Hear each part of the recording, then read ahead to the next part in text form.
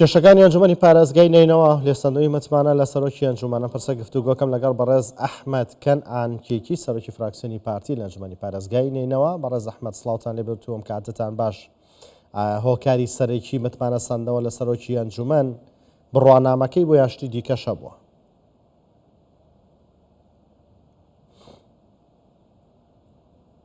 ئەم کاتت باشتر. بەلێ برایز وەکو کۆمبۆنەی ئەمڕۆ دروست بوو کە پرسییم بوو، بەڵام سەرۆک ئەنجومەن پێشوو هەر لە ناو بنایەتی مەجلس محافەزە بوو، بەڵام داخلی مەجلسی نەبوو، جلسەی نەبوو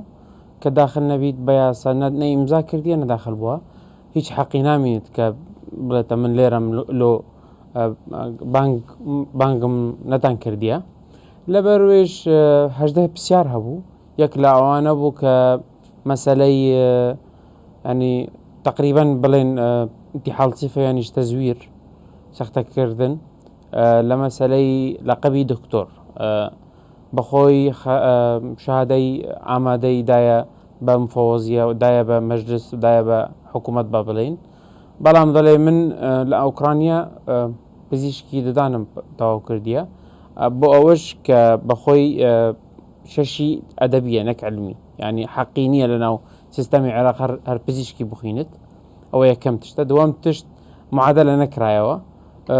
لۆ ینی لە ناو سۆشیال میدیا بەلاو کردیە کە دەڵێ ئەمن لە وەزارەت خارجیە پەسەندم کردیە کام خوێندیمە. خۆ وەزارەت خارجی ئیشی نییە لەقەبی علمی بدەت، ئەوە ئیشی خوێندنی باڵایە. وەزارەت خارجی هەر چ کەسێک بچیت بخوێنیت چ بخوێنیت بە کەیفی خۆ بخوێنیت هەر دەڵێ ئەوە خوێندیە، ناڵێ ئەوە ڕاستە یان غەڵەتە، ناڵێ ئەوە قانونە یان نا. یاسای خوێندنی باڵا هەیە، بە یاسای ڕێنمایی خوێندنی باڵا دەبێت و بکەیت. دووەم تشت پشتی ئەوە دەبێ بێ داخلی ئەوی بی چ پێ دەڵێن ئیمتیحانێک ببی کە معادلە بکرێت. ئەوە ئەگەر شروتەکان هەبین هەر بەخۆی شروتەکان لێ ناگرن، دیسان نازانم بە چ ڕەنگەک لۆ خۆی ئەوە فرسەتەک وەرگرتیە 4 جار داخلی ئیمتیحانی معادلەکردن بووە،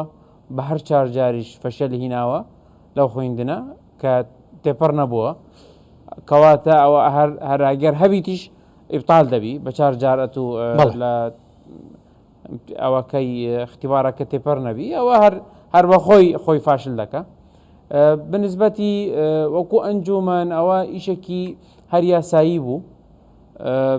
یەک بوو ئەوە خالق بوو لە 18 خاڵانی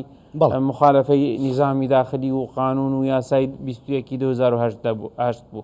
بەڵێ بەڕێز ئەحمەد، پێکێنانی ئەنجومەنی پارێزگای نینەوە هەر لە بنەڕەتەوە هەڵەو کەم و کوڕی تێدا نەبوو؟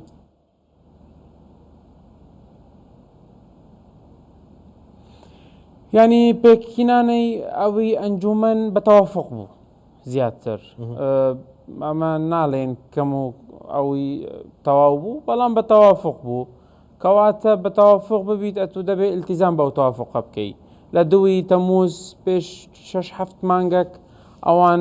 بە سەرڤەرشتی ئەحمەد حاسوود ئەوەکیان کرد یەک جەلسە 20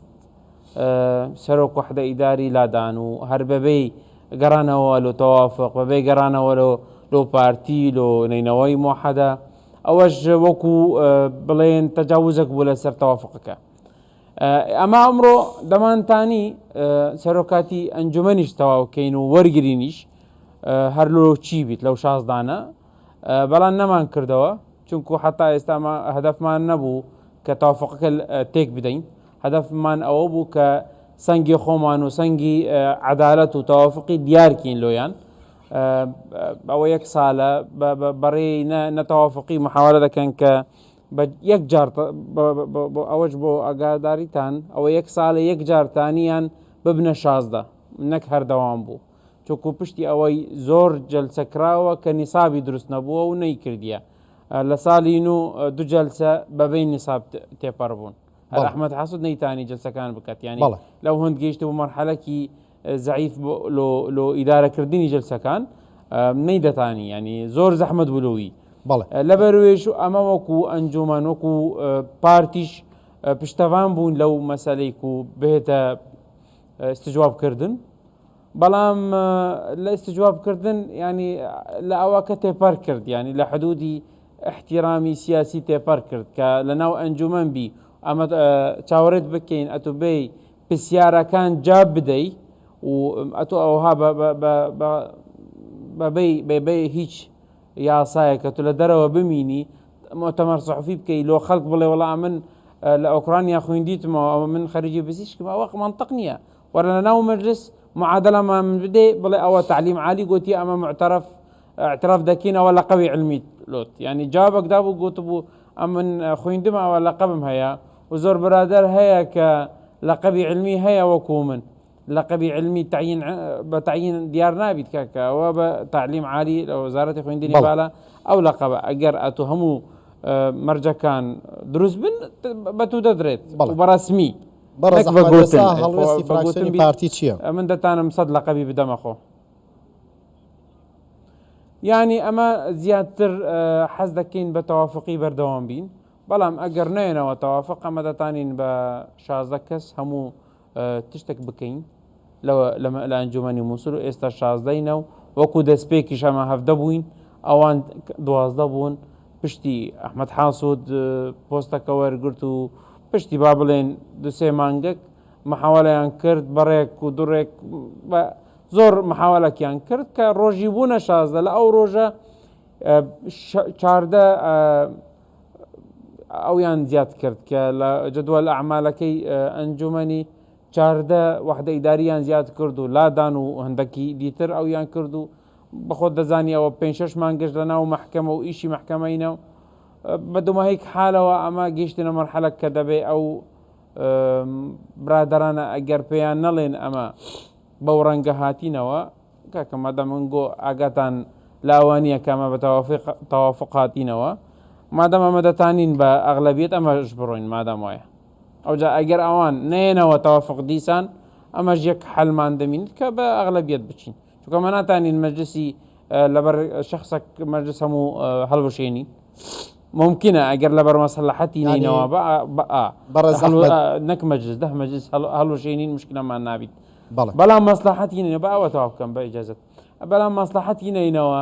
نابیتە من لەبەر شخصێکیان لەبەر ئەجیندەکی دەرەوەی نینەوە خزمەت لەوە بکەم مەسلحەتی نینەوە ئەوە 1 ساڵە تقریبا ڕاوەستایە مەسەلا دەستەی زۆر مدیر و ئەوانە هەیە نەمایە مەسەلا ئیستیسماری مووسڵ ئەوە 1 ساڵە سەرۆکی هەیە ئیستیسمار نییە نایلن بکەین چکو ئیلا دەبێ بە حەسە و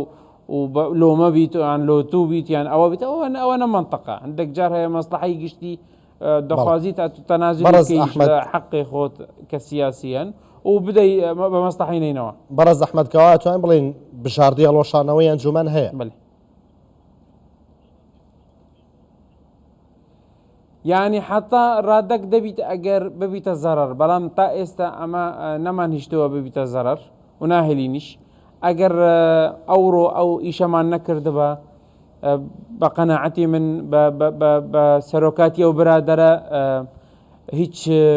ئینتاجەتی ئەو مەجلسە نەدەبوو و دەبوو بەبارێکی گران لەسەر خەڵکی مووسڵ بەڵام شکر بخوا و بە هەبوونی تەوجیهاتی حزبمان و قیادەمان لە جەنابی سەرۆک کە هەردەم لەگەڵ حەق بین چ بە هەبوونی کاک نەوزاد لە مووسڵ کە بە زیندەوە لەگەڵمە بە تەوجیهات گوتی ئەنگۆ ئەوەکە بدەن قرارەکە بدەن لەسەر مەسلحەتی نینەوە ئەمەش لەگەڵ مەسلحەتی نینەوە ئەوها ڕۆیشتین کە ئەو شخصی مؤهلاتی نەبیت ئەو شخصی شوبهەی سەختەکردن و غەڵەتی بکاتن لەسەر نینەوە ئەمە لاد بدەین و ئەو معادلەش ئەگەر ئەوانە پێیان خۆش نییە بە تەوافق بچین ئەمە باغلبێ دەتانین بچین و خزمەتی خەڵکەکە بکەین و زۆر پرۆژە و تشت هەیە مایتەوە لەبەر دەنگدان نایلن بکەین ئەمە مستعدین ئێستا هەمووی بکەین بەبەی ئەوەی میولی سیاسی و کوتلەکیان بەبەی کە کەس یەقساش بکەین بەڵێ بەڕێز ئەحمەد کەنعان کێکی سەرۆکی فراکسیۆنی پارتی لە ئەنجومەنی پارێزگای نینەوە لە دووەکە لەگەڵماندا بووی زۆر سپاس بۆیەوە